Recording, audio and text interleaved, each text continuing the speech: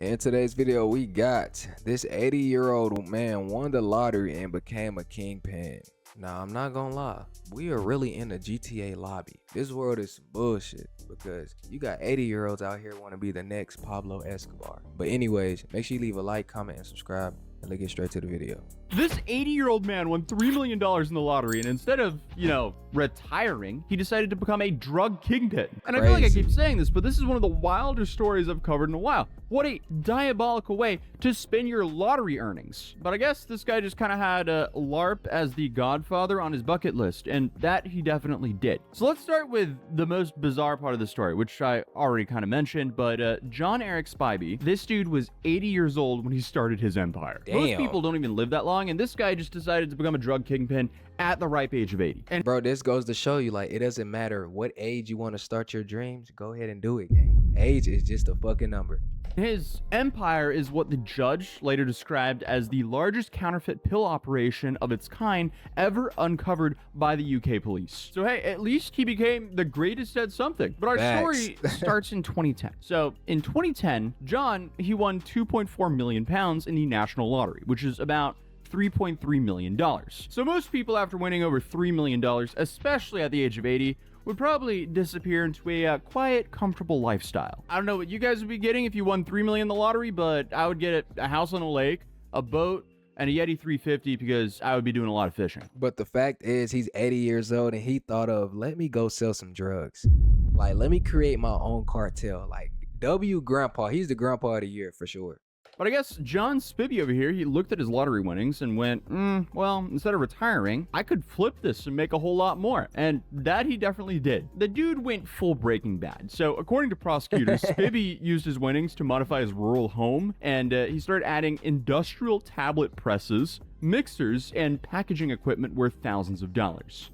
Okay then. And no, this was not to make supplements. This guy decided to start manufacturing counterfeit diazepam, aka Valium, on an industrial scale. Bro, he's been thinking about doing this for a very long time. Like, let's just keep it a buck. There's no way somebody wins the lottery and then knows the exact fucking equipment to get to start their business. We're talking about millions of pills, tens of thousands per hour, and all this was happening behind some frosted windows in what neighbors thought was just like a quiet elderly man's countryside property. And police later said the property looks so peaceful from the outside, which makes things even crazier when they found out that it could have been churning out up to 400 million pounds worth of illicit counterfeit pills. How much is 4 million pounds? Somebody let me know in the comments below in US terms.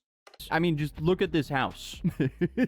you wouldn't really think you would have a massive drug lab in there, but also that's probably the goal of it. This is like a fairy tale looking house, the kind of house that you would expect like Harry some Potter gingerbread or some cookies being made, or like an awesome stew. Now I want a good beef stew. I love a good beef stew. But yeah, I would expect a mean beef stew being whipped up there, not 400 million pounds worth of pills. Bro, imagine kids be like, let's go to Grandpa crib. Whole time Grandpa is the biggest drug kingpin in the country. Like, ain't that crazy? But this house is worth about 600,000 pounds, which was sitting comfortably on a quiet rural country lane. And there's even a garden and stable in the back of the house. So quite interesting. I don't think this guy was strapped for cash at all before he started this, but I guess he just really wanted to see how far he could take life. As it turns out, Spivey was not alone. He roped in his son, John Colin Spivey, along with 2 other men, forming what authorities called a full-blown organized crime group. I ain't gonna lie, if you bring your son in, bro, that's a W family, goddammit. Like, I feel like the only way you could really start a business like this is bringing in, like, real close niche people. You can't start this shit with Joe Blow down the street, you feel me? And his son is the guy on the left here, and honestly, he kind of looks quite happy. I guess he just had some great last-minute father-son time. But what Spivey Sr. dragged these guys into was way more than just making the product. They also made fake companies, fake websites, rented shipping containers, industrial units, and so on and so on. This was, or it seemed like, a large-scale criminal operation. And obviously, they dressed the whole thing up to look legitimate enough to move massive quantities of counterfeit pills. And apparently through all of this, Spivey didn't even act like he was worried about raising any alarms. The dude apparently was not worried about consequences at all. Like, even in group chats, he joked around saying that Elon and Jeff better watch their backs because they were making so much money now. So, okay then. So, I mean, that's interesting that I guess he thought that this could just be like, what was he thinking here? Was he planning on IPOing? Like, what? I want to know how he got caught though. Like, because I'm only seeing a mugshot of him and not his sons. Now, he must be a W dad and was like, nigga, I'm 80 years old. I'm going to take the rap and let my sons live their dreams. That's a W parent right there. We need more parents like that in this world. So I guess this 80-year-old fake Valium Kingpin thought he was on some like billionaire mogul status, but that ended up biting him in the ass because police also say the group was stockpiling firearms, including automatic weapons, silencers, ammunition, and that also ties the operation into way more serious organized crime. What the fuck? Who they finna go to war with in UK? I didn't even know you can get guns in UK. Well, we know under the market, like black market, but my nigga, like, niggas is buying guns like somebody just finna pull up and rob them. Like, they're gonna try to rob you with a knife. Relax.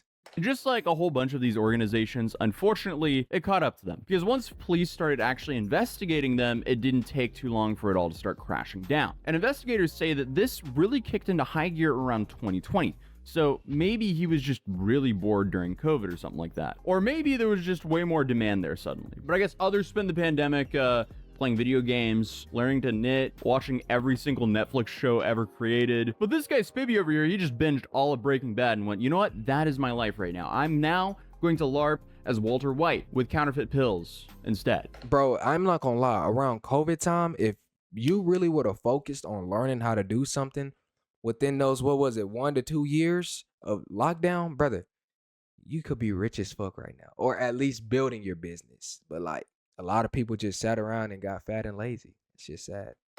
Okay, so it was in 2020 that Spivvy and others began manufacturing counterfeit diazepam tablets at a scale that doesn't just happen by accident. So this was industrial production, like the kind of setup you would expect from a legitimate pharmaceutical facility, not some cottage in rural Greater Manchester. But to keep everything moving, apparently they set up a whole fake front-end company where they were selling like tablet presses, powdered supplements, and packaging machines. So on paper, it looked very boring, but in reality, it was a cover to hide the whole real operation that was going on in the background. And they even rented a shipping container to store supplies and millions of finished pressed pills that were waiting to hit the streets. But according to the police, they were actually made to look like real Valium, but instead, obviously they were counterfeit, and they were also laced with etizolam, which is a whole lot more dangerous. And I could easily be botching that name right now, but apparently etizolam.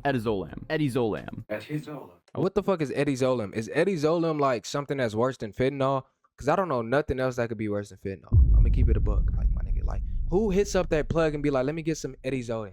Huh? Like, that's crazy.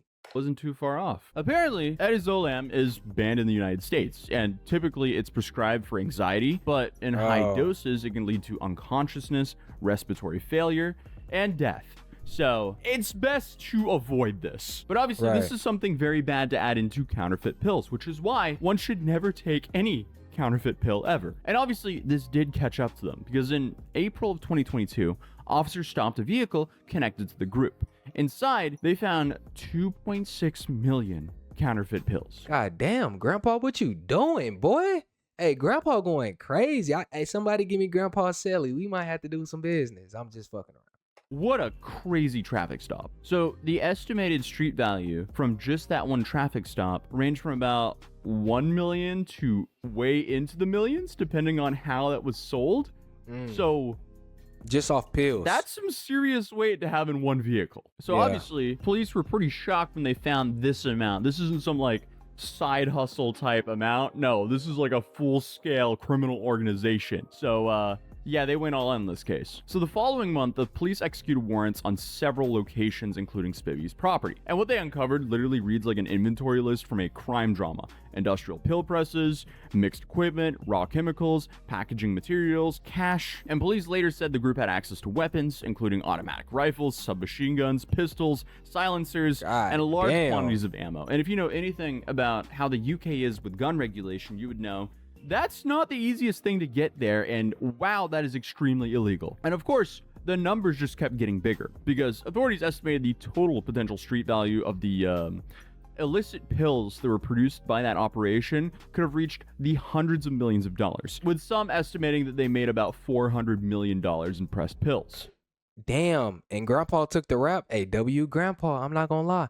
What I want to know is, who do y'all think came up with this plan? Do y'all think Grandpa came up with the plan or his sons did? Let me know in the comments down below. And the judge would later on go on to say that this was the largest production of drugs of this nature that has ever been uncovered by the police in the UK. So when the case went to court, the whole idea that this was all some like misunderstanding, obviously that didn't work, especially not when prosecutors pointed out this entire operation centered around Spivvy's own house that he had paid for and modified using his own lottery winnings. So by the time it hit the courthouse, the age defense was not working how the defense wanted it to work, apparently. But Spivvy denied knowing anything about the operation. He just claimed that he owned the house and he let them use his house. I'm not gonna lie, if he would have never modified his crib like a damn science lab to fitting for those drugs and shit, maybe he would have had a case and could have possibly been able to get away. But since he did that, yeah, that nigga guilty, not gonna lie. Okay. It was essentially like, I'm 80. I don't know what these damn kids are doing in my basement, except with a British accent. I don't know, love. I'm 80. I don't know what these young chaps are doing in my basement, innit? I feel like old people in the UK would definitely not use "innit" as a word. I'm trying to think of like how a British old man would react. Oh, I don't know. Oh, I don't know. Yeah. And I knew what my sons were doing. I was just supporting his dreams. That shit's some funny ass shit, bro. Like, really think about it.